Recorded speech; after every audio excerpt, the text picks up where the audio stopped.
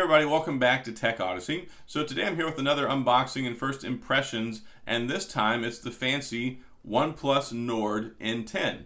So you're probably familiar with the OnePlus 7, the OnePlus 8, the OnePlus 8T, the 8 Pro. Those are some fantastic phones that came out this year.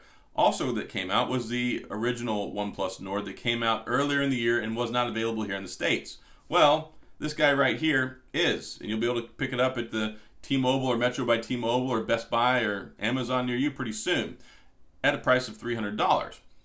You get kind of a lot of phone for that. You get a Snapdragon 690, which has 5G connectivity, 6 gigabytes of RAM, 128 gigabytes of storage. It's got a 64 megapixel camera and a 90 hertz refresh rate. So there's a lot of stuff to talk about here, and it seems like some pretty decent features at face value.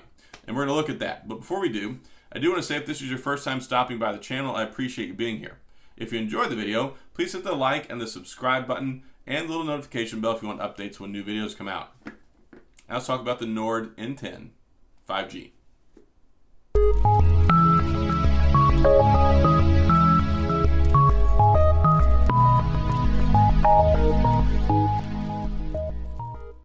Here we are with the OnePlus NORD 10. So the original NORD did not come out in the United States.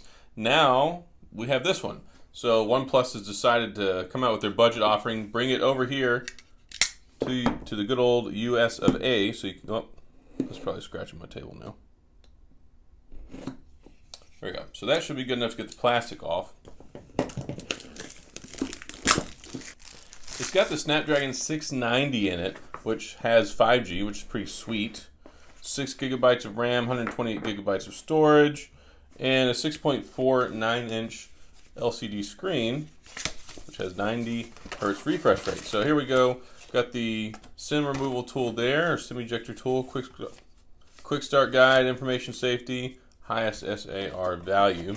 And here's the phone itself. If I can grab this little pull tab. So it feels pretty premium so far. Definitely doesn't feel like a cheap phone, so that's nice. We're going to take that sticker off so you can see the back. Voila. I actually kind of like the way this looks. I like the OnePlus logo back there, the OnePlus branding down here. It's got a nice balanced weight to it. I'm really looking forward to testing out the 90 hertz refresh rate. Got the cameras back here on the back. It's got a 64 megapixel primary shooter, which hopefully takes pretty good pictures. I'm interested in testing this out. Also has 8 megapixel ultra wide, and then a 2 megapixel depth and a 2 megapixel macro. I wish it were a 5, but it's only a 2. So the SIM tray is over here. Looks like we got the volume rocker on the left-hand side, the power button over here. One thing missing, which is a staple OnePlus feature, is the little mute switch. There's not one on this one. I do really like the physical fingerprint sensor on the back, and I'm hoping that it's super zippy. And you can see here already, I just took it out of the box, and it's already getting fingerprints and residue all over it. So it seems like this is just going to be a glossy mess.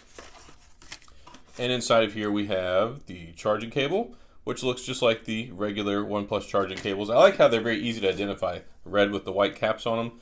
And then we've got a fast charger here. Let's see, power supply unit, warp charge 30. So I guess we got 30 watt power charger. That should get this recharged quick, fast, and in a hurry. Let's go ahead and press the power button.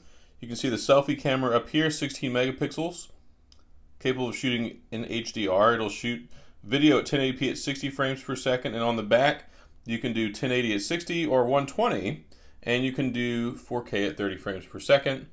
And yeah, well, I was going to say we could check what else is in the box, but that's pretty much it.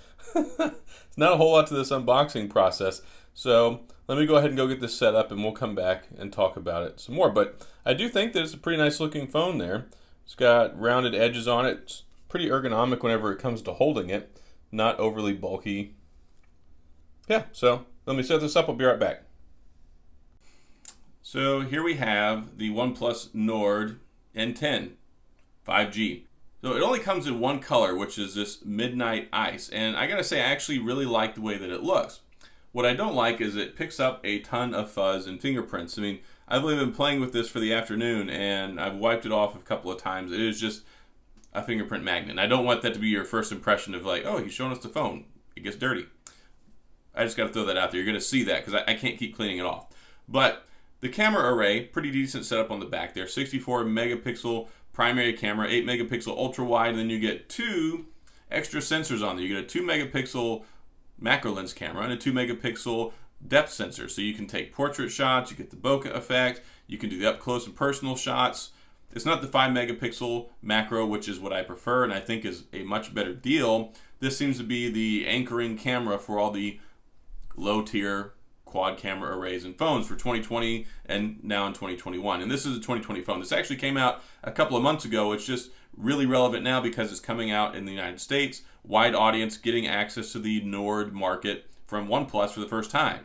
I believe it's coming out on the 15th of January at like T-Mobile, Metro by T-Mobile, and other places. So this is going to be a competing phone for I think a lot of people's eyes when it comes to looking at the Pixel 4a, which is arguably one of the best phones of 2020 and even 2021 so far. It's a very good phone. So this right here, Snapdragon 690, you got 5G, you've got a pretty decent power to efficiency processor, 4300 milliamp battery, should get you through the day no problem. Then we have this LCD panel that has a 90 hertz refresh rate on it, which is nice. It's got facial recognition. You see there, the unlock sign. It worked. Also has a physical fingerprint sensor on the back. I can't say that it's the fastest in the world. I mean, it's not the slowest in the world. I've definitely seen slower before, but it's there, and I kind of like that. I'm glad that they didn't try and dumb down different areas of the device by trying to slide it in under the screen. Just put the old-fashioned stuff on there that works. I'm okay with that. It seems to be built pretty well. It's very well balanced. It has stereo speakers, which are pretty darn impressive. And here, I'll go ahead. I like to do this in some videos. I'm going to press this and fire up Boom Beach. You'll be able to hear it.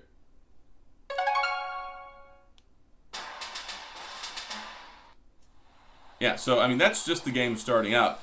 It has pretty decent power whenever it comes to the volume on here. The speakers are, I think, extraordinarily nice at this price point. I've been impressed with them so far. 16 megapixel selfie camera on the front, so you can take all your great selfie photos for Instagram and social media. It's got the whole punch-out camera up there in the top left corner. You can see, looking at the screen, pretty much bezel-less. They did a good job with that all the way around the edge. It does have a little bit larger chin than it does a forehead, if you want to talk about that. So thinner up there, a little bit wider down there. Now, one thing that's interesting with this, the power button doesn't actually turn the phone off. It brings up the Google Assistant. So if you press and hold it, you get the Google Assistant. To turn this off, it's like the iPhone. You press the power button and the up button at the same time. It brings up the menu, so you get access to all that. It's running Android 10 based off of the Oxygen OS that OnePlus has. Very zippy. If you're going to have a lower performing phone that has a Snapdragon 6 series phone, less is more. So if you've got this lightly skinned or very, very optimized and quick operating system, I think that's ideal for the skill set that this phone brings to the table. Also, I figured it would have Android 11 by now, but it doesn't. So we'll see if it gets that later on down the road. I'm sure it probably will. OnePlus is good at that stuff, but it feels weird to me that the OnePlus 8 and 7 roadmap basically has Android 11 already. My 8T has Android 11. So it does have a January 5th security update, though, which I was really impressed by. I fired it up, ran through, set some things up, went into the software update, and then lo and behold, there was a patch there for January the 5th. They're pretty far ahead along the line, and the phone is just now fixing to hit the U.S. shores and be available at, like I said, T-Mobile and some different retailers. So I think that that's really good. That inspires a lot of confidence, especially in this security-conscious age that we're in, and a lot of manufacturers kind of let us down in that department. So there's that. It only comes in one configuration, which is a 128 gigabyte storage model, but it does have expandable storage for an SD card. 6 gigabytes of RAM, which I think is perfectly ample for what you get here, and you can play the usuals. You can play Call of Duty. You can play PUBG. They're very playable at lower settings. You can play a lot of other games as well. Fortnite wouldn't really recommend it on here. That's not what this phone is for. It does have a headphone jack on the bottom, which is nice. There's no wireless charging. It doesn't come with any protective stuff in the box. So there's no case, there's no screen protector. I wish it had a factory installed screen protector, but it doesn't. But the screen is surprisingly nice. I have been impressed with it, and I think it looks good. It's very complimentary for the stuff that you do on the phone. And then it's zippy, and it has that 90 hertz refresh rate. This is something I've been seeing a lot in the lower tier, like phones coming in from the international market like Xiaomi. I recently reviewed the X3 NFC. Very good phone. I liked it a lot. It had the higher refresh rate on it. It was about $300. You're not going to see a whole lot of $300 phones in the US that are going to be running 90 hertz refresh rates. Maybe some more as this kind of comes online and gets cheaper as far as the technology goes, moving into, further into 2021. But it's not all about the refresh rate. You kind of need to have power to do stuff. I mean, who wants a really fast refresh rate for Twitter all the time? I mean, it's nice, but you need some power to do some things on your phone to take advantage of the lack of motion blur and the smoothness. I do think that it's nice, so I am a big fan of Oxygen OS. I've really enjoyed it on other phones, and I think that this is a pretty solid device for the money so far. Like I said, I've been using it for a couple of hours. The haptic feedback on here is pretty decent. It's better than I expected it to be. It's not like some of the cheaper phones where it's hollow and you can feel it all the way throughout the phone. It's much more targeted. It's not as weak or spread out. It feels pretty good whenever you're typing on it, so I like that. I like the sound so far. I do like the screen. I'll turn the brightness up some more here. This is at max brightness. So, I mean, it's kind of washed out because on the camera I can't pick it up. But I think that the screen works well. I think that it's going to be tolerated well by the battery and the processor combination. So looking forward to doing this. I'm going to do my full review here later on. So I'm going to go in, I'm going to show gaming footage, I'm going to talk about the cameras, I'm going to go take some pictures with it and do some video shots. You do get 4K at 30 frames per second video on the primary camera, and you get 1080p at up to 120 frames per second or 60 on the back. On the front, you just get 1080p at 60 frames per second, which I think is still pretty exceptional. One thing I want to do real quick is go ahead and take a selfie photo so you can get an idea for what that looks like. Let's see how good the selfie camera is. Alright, so I'm surprised with this. It actually looks pretty darn good. I mean, I'm really good looking, and it did a good job capturing me. So the tones look good, the skin tones look good. It doesn't make me look more bald than I am, and it's not yellowed or washed out like either too warm or too cool. So yeah, I think that that's kind of decent there as far as just taking a cold selfie picture and testing it out over here on the video. So there we go. Selfie camera looks like a winner. I think so far I've enjoyed it. It seems to be zippy enough. I really am kind of enjoying the Snapdragon 690. I've tested out a lot of 6 series Snapdragons over the years, especially like with the BlackBerry phones, the 625 and the 660. And then looking at some other phones this last year, like the TCL 10 Pro with the Snapdragon 675. This seems to be improved over that. The day-to-day performance stuff does seem very good and fast and zippy, so I don't have any complaints there. It's very complementary with the refresh rate. And then you can do some gaming on it, and it has the 5G.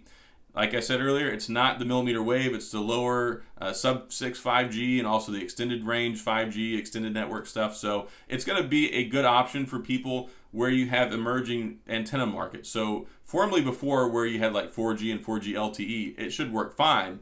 But there have been some areas where they've just been starting to deploy the band 71 and the 5G, and people are getting 5G before they're getting more reliable 4G. So this is a great phone that takes advantage of both of those.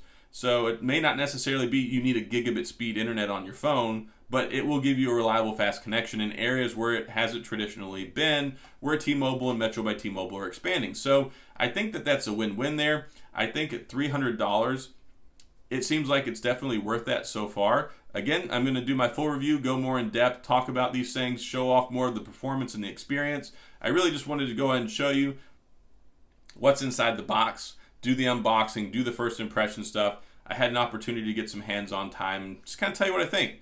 And so far, I kind of like it.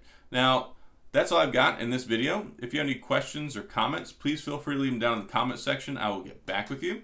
If you enjoy the video, please hit the like and the subscribe button and the little notification bell if you want updates when new videos come out. And as always, thanks for being here. I appreciate you watching, and I'll see you guys next time.